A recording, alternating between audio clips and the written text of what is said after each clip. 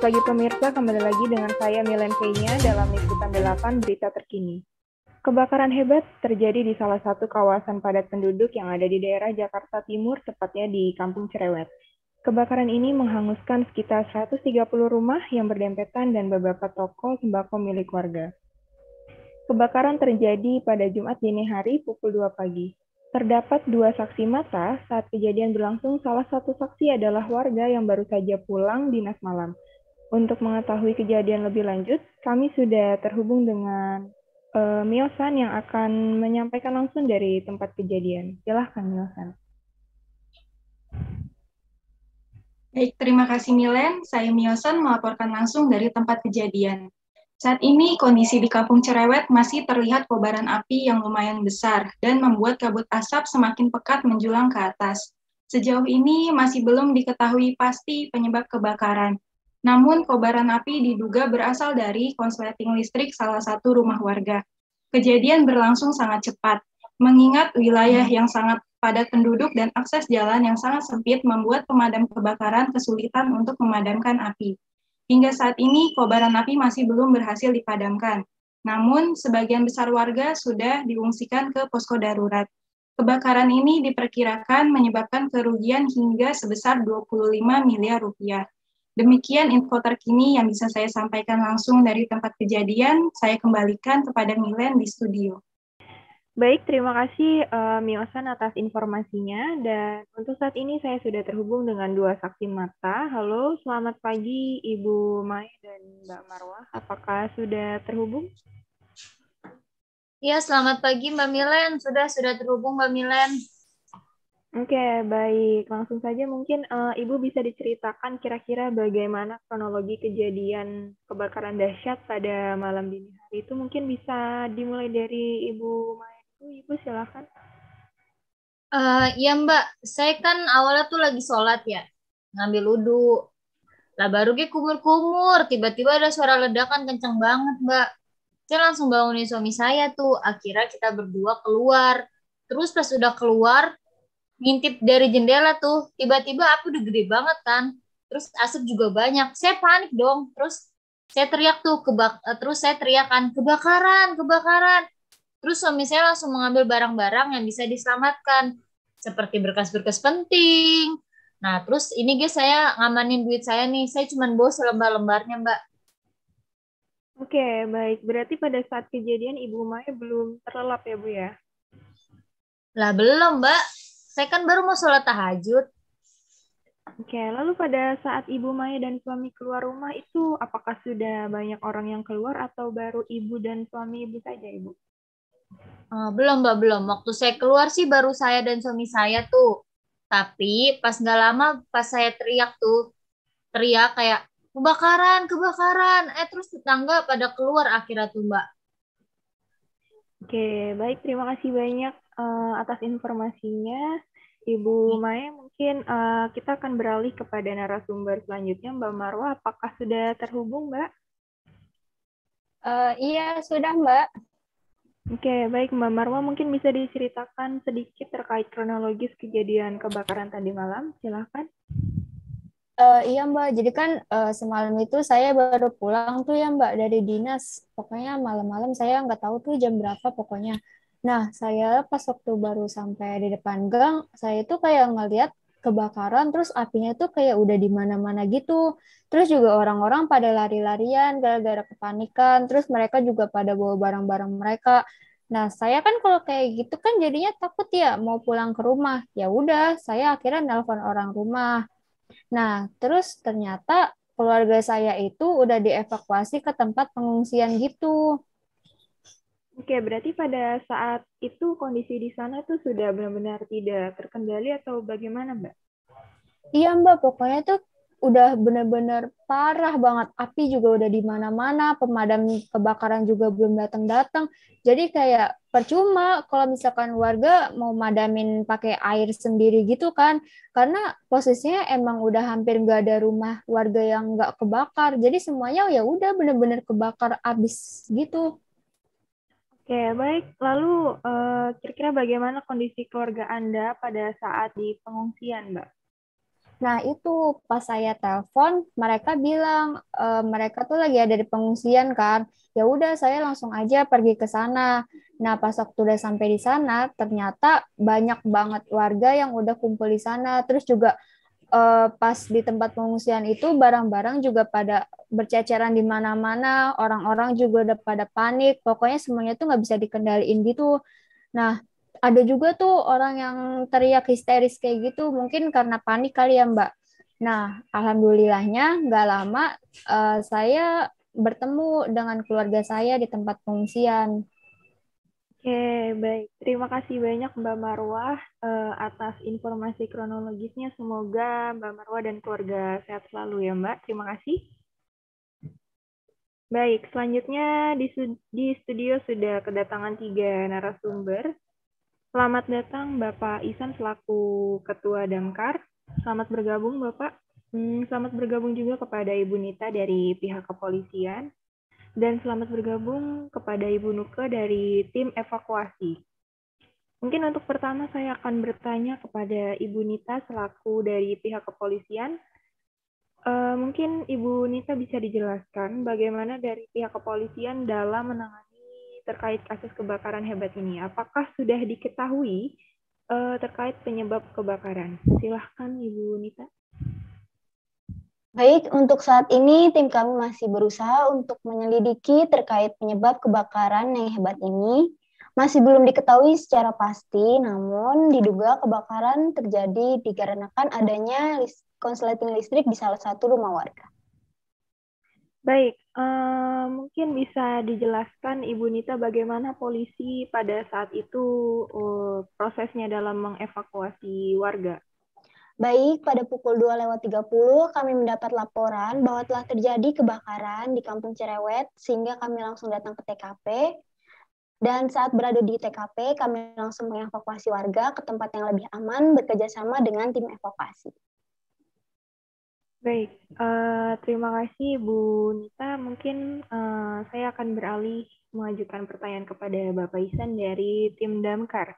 Baik, Bapak Isan mungkin dapat dijelaskan kronologis tim Damkar saat itu dalam menangani kebakaran hebat tersebut. Silakan Bapak Isan. Baik, selamat pagi ya Mbak ya. Baik, saya dari salah satu ketua tim Damkar ya. Itu kronologinya itu pertama itu pada sekitar jam 2 pagi dini hari gitu. Ya, saya mendapatkan telepon, tim kami mendapatkan telepon bahwa terjadi kebakaran. Setelah diselidiki di mana kebakaran itu terjadi, ya kebakaran itu terjadi di Kampung Cerewet ya. Kebakaran cukup besar sehingga kami mengerahkan sekitar 5 mobil pemadam ya ke lokasi.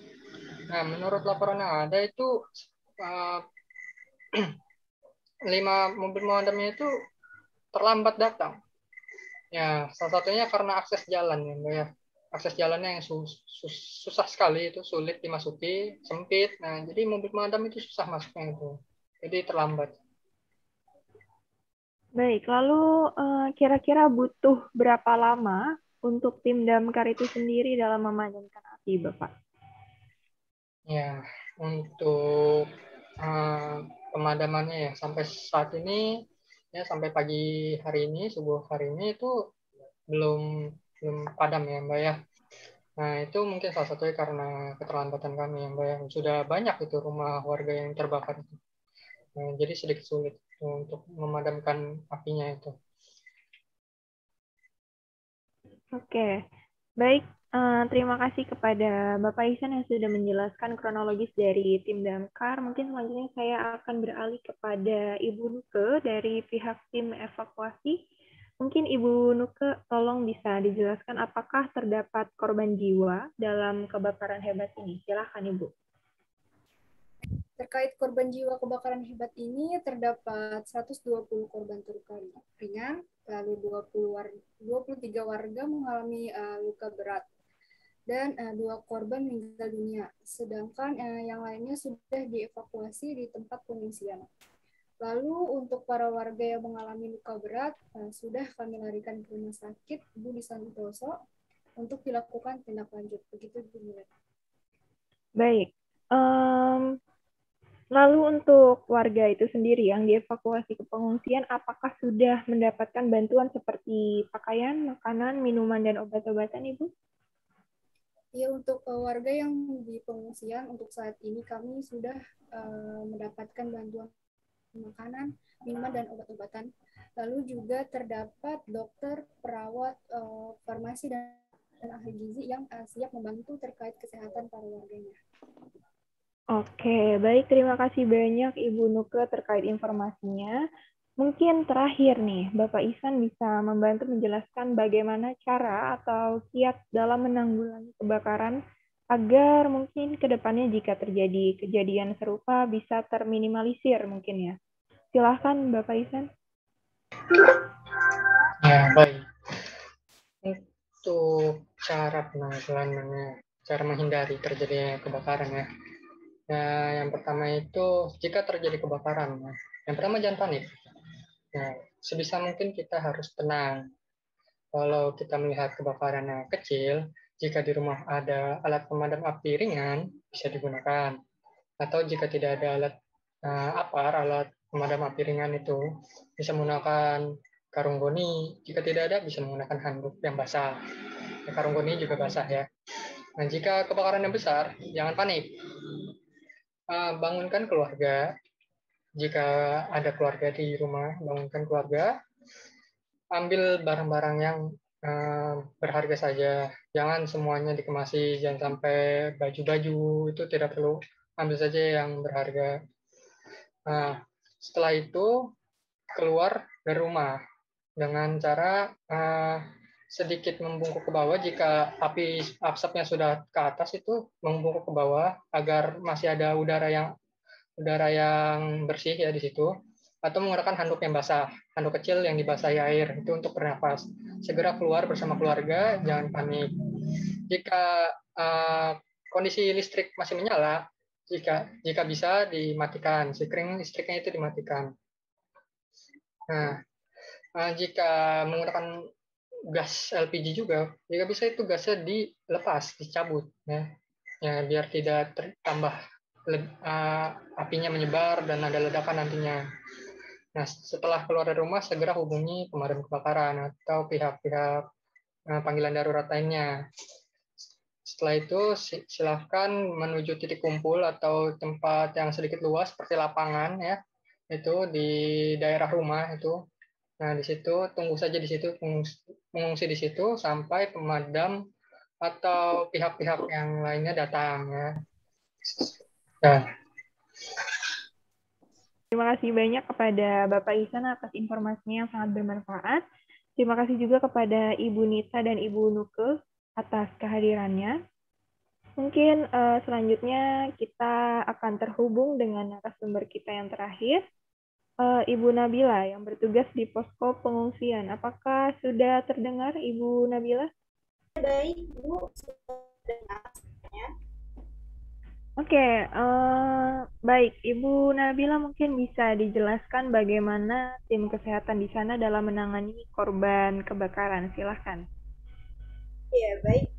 Ibu Milen, dari tim kesehatan sendiri seperti dokter dan perawat sudah menangani korban jiwa yang mengalami luka ringan di posko pengungsian, sedangkan untuk korban jiwa yang mengalami luka berat sudah dialihkan ke rumah sakit terdekat. Kemudian dari pihak ahli gizi sendiri di sini juga bertugas untuk memantau asupan makanan harian para pengungsi yang langsung didistribusikan oleh pemerintah daerah. Baik Ibu, lalu bagaimana tahapan ahli gizi sendiri dalam menangani kebakaran dari aspek konsumsi makanan untuk para warga di posko pengungsian? Terkait konsumsi makanan memang hal penting yang harus dicermati ya Bu, karena para korban juga berhak untuk makan makanan yang bergizi dan layak. Jadi kita sebagai tim ahli gizi yang bertugas di lokasi setempat yang melakukan sedemikian rupa untuk menjaga asupan gizi warga ini tetap baik. Oke, mungkin bisa dijelaskan Ibu apa yang nantinya akan dilakukan para ahli gizi untuk warga yang terdampak? Silakan. Untuk saat ini kami dari tim ahli gizi melakukan tahap pertama yaitu tahap Rapid Health Assessment atau RHA.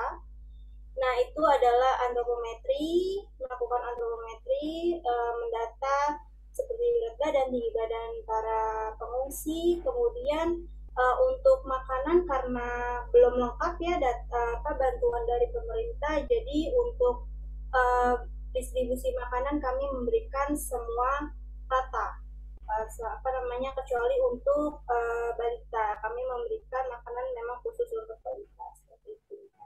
Baik, lalu untuk jenis makanannya itu sendiri seperti apa Ibu Nabila? Apakah makanan instan atau makanan yang diolah di lokasi setempat? Untuk jenis makanannya pada tahap awal ini memang kita memberikan makanan instan terlebih dahulu, yang berbentuk ransumnya. Jadi ransum ini adalah makanan yang diolah sedemikian rupa yang mengandung zat gizi yang lengkap seperti energi, protein, lemak, vitamin, dan lainnya untuk memenuhi kebutuhan gizi agar aktivitas para warga tetap berjalan normal seperti itu. Kemudian tujuannya ya pemberian ransum kering ini mempermudah proses pendistribusian kepada korban bencana. Baik, lalu apakah ada tindakan yang nantinya akan dilakukan dari tim ahli gizi selanjutnya, Ibu? Untuk tindakan selanjutnya mungkin kami melakukan pemberian makanan lebih terperinci sesuai golongan usia, dilihat dari hasil RHHTBI yang di tahap pertama tadi, kemudian baru kita mendistribusikan makanan sesuai golongan usia para pengungsi dan kebutuhan status gizinya. Oke, baik. Terima kasih banyak Ibu Nabila atas informasinya. Benar juga apa yang telah disampaikan beliau, karena bahwasanya para pengungsi juga berhak ya Bu ya untuk mengkonsumsi makanan yang layak dan bergizi.